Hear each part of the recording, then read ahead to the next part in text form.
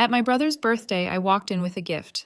My mom saw me and said loudly, "Oh, you weren't on the guest list. Must have been a mistake." Everyone turned. I just set the gift on the counter and left. In the parking lot, I pressed upload on the video I'd saved for 2 years. 10 minutes later, my phone exploded. My mom called me 9 times, and my dad sent one final text. "Please delete it. We need to talk," without thinking twice. What I regretted most wasn't even walking into the party. It was that I'd actually tried, that I'd spent hours tracking down this gift. Several $100 on a signed, authenticated jersey from the team Travis had been obsessed with since we were kids. It wasn't some last-minute Amazon order either. I pulled strings, used a contact I hadn't spoken to in years. I even paid extra for the rush shipping so it would arrive in time. I wrapped it myself that morning. No card, just a clean box and a perfect fold on the paper. Stupid. I should have known better. I hadn't spoken to my brother since the mortgage thing. He and his girlfriend wanted to buy an apartment. Well, technically a condo, but they couldn't qualify on their own. So they asked me to co-sign. Not lend, co-sign. Tie my name and credit to their mess. When I said no, they both flipped. It turned into a shouting match, and that was the last time we talked. 2 months ago. They'd been living with my parents ever since. And by the way my mom talked, you'd think I kicked them out of a shelter. She acted like I'd ruined their lives. Never mind the $2,200 I gave my dad last year and told him not to pay back, or the time I bailed them out when the water heater broke, or the groceries I paid for, the electric bill, the 1,000 little things they don't seem to remember. All erased the second I said sorry. I can't help this time. But despite all that, I showed up. I don't even know why. I guess I thought it was the right thing, family and all that. My dad texted me the address. Said Travis wouldn't mind if I dropped by. Not, "You're invited," just, "You can drop by." So I parked a few houses down, walked in holding that gift like it actually meant something. The place was packed. People I hadn't seen in years. Everyone smiling, drinking, loud music playing. It looked like a celebration. My brother in the middle of it all, laughing with a beer in his hand. I took a step inside, and that's when it happened. My mom saw me, looked straight at me from across the room, and said it louder than she needed to. "Oh, you weren't on the guest list. Must have been a mistake." The silence that followed didn't last long. Maybe 3 seconds, but it felt like a full minute. Everyone turned. Some people laughed. Awkwardly. Travis smirked. A few just stared, confused. I didn't say anything. I walked into the kitchen, set the gift down beside the cake, and walked straight out the front door. And that was the exact moment the decision locked in. No second thoughts, no guilt. Not this time. Revenge was going to happen. I wasn't going to be the quiet one anymore. Back in the car, I pulled up the cloud folder. There it was, untouched since the day I saved it. A 37-second video sent to me 2 years ago by Travis's old roommate. One night, the guy got drunk and started venting, told me he had dirt on my brother. I didn't ask for it, but he sent it anyway. And there was Travis, half naked on a couch, making out with some girl who wasn't his wife. It was grainy, but clear enough. It wasn't recent, but it also wasn't old enough to be innocent. I never said anything. I never showed it to anyone, until now. I uploaded it to a private link. No hashtags, no comments, just one line. "For my brother, happy birthday." Then I texted the link directly to his wife. 10 minutes later, my phone exploded. 3 missed calls from my mom, 2 from Travis, then another and another. Dad called once, then sent a message. "Please delete it. We need to talk." And then from Travis's wife, "We need to talk, now." I didn't respond to anyone. I just watched the messages roll in. They thought they could keep kicking me without ever getting kicked back. Like everything I did for them came with no cost. That I'd always be the one to show up, smile, and swallow it. Not anymore. This was just the start. I didn't drive home right away. I just kept going, past the neighborhoods I knew, onto roads I hadn't driven in years. Windows down, engine humming, no music. I needed the quiet. My phone buzzed almost constantly in the passenger seat, screen lighting up over and over again until I finally just turned it off. What surprised me the most wasn't that they were angry. It was how fast the switch flipped from smug silence inside that house to full-blown panic the second they realized I wasn't bluffing. They were used to me being the one who stayed quiet, the one who always forgave. I could feel the shift coming, and it felt good. Around 11:30 p.m., I ended up at a cheap diner I remembered from years ago. Still open, 24 hours. I ordered coffee, but it just sat there untouched. I kept playing back the moment in the kitchen, my hand placing the gift down next to the cake, my back turned as the whole room stared. They thought they'd gotten away with it again, that they could humiliate me for sport and I'd just take it. They didn't know what I was sitting on. At 1:22 a.m., I connected to the diner's Wi-Fi, opened my laptop, and checked the private link. The view count had climbed past 180. I hadn't made it public, only sent it directly to Emily, but clearly someone else had shared it. Whether it was her or someone she showed it to, I didn't care. It had done what I wanted. The secret wasn't secret anymore. Minutes later, an email came in through my work account. You broke up my family. I hope it was worth it. No greeting, no name, but I knew it was her. Emily, Travis's wife, the one person in our whole family who had ever actually been decent to me. I stared at her sentence for a long time, long enough for the coffee to go cold. I didn't know what to feel, but I didn't regret it. She deserved the truth. Travis didn't deserve her, never did. 3 hours passed. I drove again. This time I didn't go far, just around town. By the time I got back to my apartment around 4:30 a.m., I finally turned my phone back on. 17 missed calls, 8 from Travis, 4 from Mom, 3 from Dad, 2 unknowns, voicemails I didn't bother listening to. But there was one message that made me pause. From Emily. I always wondered. He said I was paranoid. He made me feel crazy. I stared at it for a while before another one came through. I left. I'm at my sister's. No anger, no drama, just the quiet aftermath of someone whose life had just snapped clean in half. Then came a text from Dad. You're going to fix this. That was it. No, are you okay? No, what happened? Just a command. Like I was the one who ruined everything. Like I hadn't been pulling this family up from the dirt for years while they kicked me in the ribs. I called him. He answered on the first ring. The voice on the other end didn't sound shaken. It sounded cold. This was a joke, he said. You're blowing up your own family over nothing. I didn't even respond to that. He kept going. She's emotional. She'll get over it. Just take it down. Now. This doesn't need to go further. I told him I wasn't deleting anything. He was quiet for a second. Then he said something that stuck with me in the worst way. You've always been the safe one, the quiet one. Now you want to act like some hero? He didn't get it. None of them did. This wasn't about being a hero. This was about finally standing up while they were still mid-kick. He hung up on me after I didn't answer. The next day, my inbox lit up again. This time, it wasn't from Emily. It was from Travis. Just one line. You'll regret this. That's when I smiled, because now, for once, he was the one who was afraid. I didn't respond to Travis's text. I didn't have to. By the time I left for work Monday morning, half of his life had already started crumbling. Emily hadn't just left him. She took her things and sent a picture of the empty drawers. A shot of the ring on the counter. No note, just the photo. And from what I'd heard through a mutual friend, she wasn't coming back.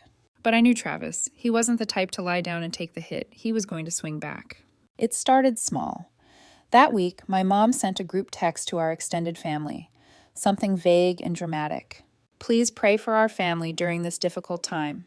A few cousins reached out, confused. I ignored them. Then one of them, Danny, called me directly. I picked up.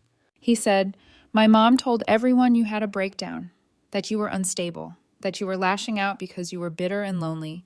She told them Emily left Travis because of emotional abuse, and that you twisted some old footage to make it look like he cheated. I laughed out loud when I heard that. Emotional abuse, from Emily. She wouldn't yell at someone if they stole her car. That's when I knew this wasn't over. They weren't going to apologize. They were going to destroy my name to save his. Then came the weird calls at work. One from an anonymous number asking if our company does background checks on its employees' internet behavior. Another claimed I had sent inappropriate content to a married woman. HR got involved. I had to sit in a tiny conference room explaining that someone from my personal life was trying to smear me. Luckily, they believed me, but the warning was clear. This was crossing into territory that could mess with my career. So I escalated. I sent another message to Emily. Not another video, just a screenshot. Travis's Tinder profile. Still active, still matching, still swiping. She replied instantly. I screenshotted this too. Thank you. I didn't hear from her again after that, but I didn't need to. I knew she was done playing the quiet wife. I had just reminded her who she married. Then, that Friday night, it happened.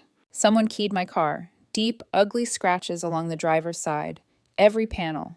My first guess was Travis, but he wouldn't do it himself. He'd get someone else. Probably one of his idiot friends who still thought loyalty meant vandalism.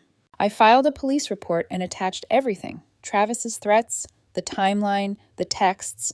I didn't even want anyone arrested. I just wanted a record. Then I got the call. My dad again. "You're ruining this family." I didn't respond. "You're not getting another dollar from me." I wanted to laugh. He hadn't given me a dime since I was 17, so I finally said it. "That's fine, because starting now, you're not getting another one from me either." He paused, like he didn't understand, so I explained.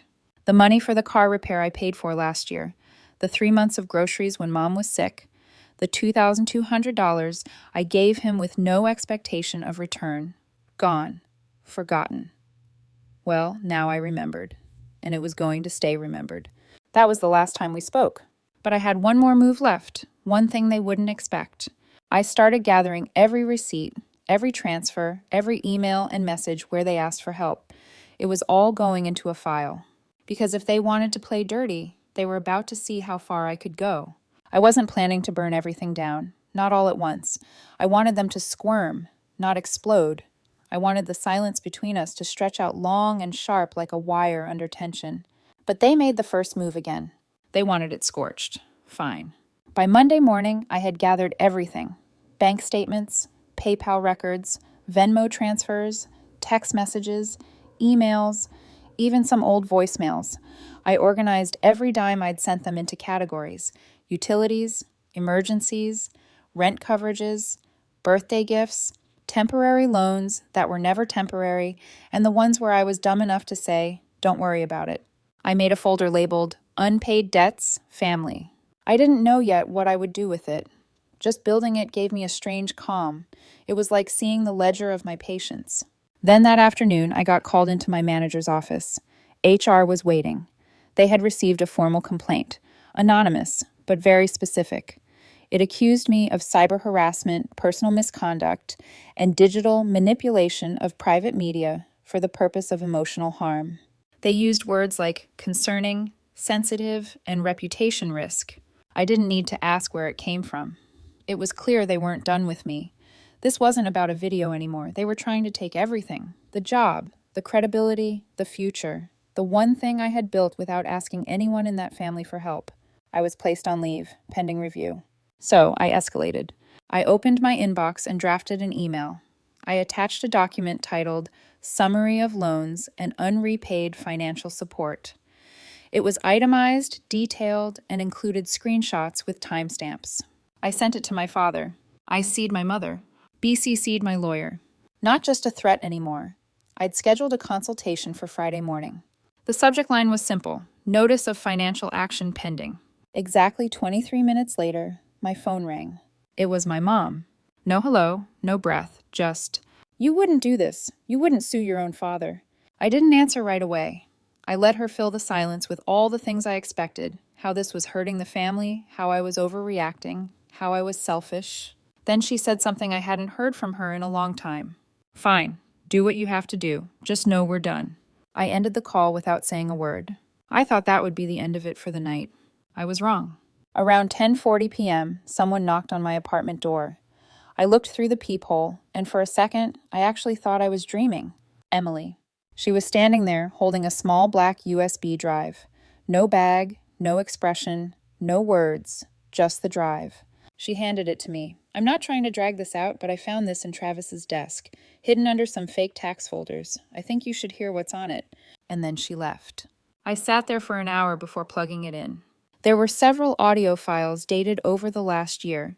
It took me a minute to understand what they were. Secret recordings, voice memos. Travis had been recording conversations with my parents. Most were garbage, arguments, gossip, nonsense. But one clip stopped me cold. My mom's voice. "She's not family. She's a wallet with a face." Travis laughed. "She says no once, and suddenly she thinks we owe her something." Then my dad chimed in. "Don't worry. Let her sulk. She'll come crawling back like always. She doesn't have anyone else." I sat in my kitchen, listening to that loop 3 times. Then I created a new folder on my desktop, Evidence for Legal Use. Because this wasn't about revenge anymore. This was about cutting them off in a way they could never recover from. Friday morning, I walked into the lawyer's office with a flash drive in my pocket and the calm of someone who had stopped caring about the consequences. I wasn't there to throw punches. I was there to draw a line. The consultation didn't take long. I showed him the folder, the transfers, the voice recordings. His reaction was exactly what I expected. You have enough here to file a civil claim, easily. He asked if I wanted to sue them all, or just my father. I said I'd start with my father.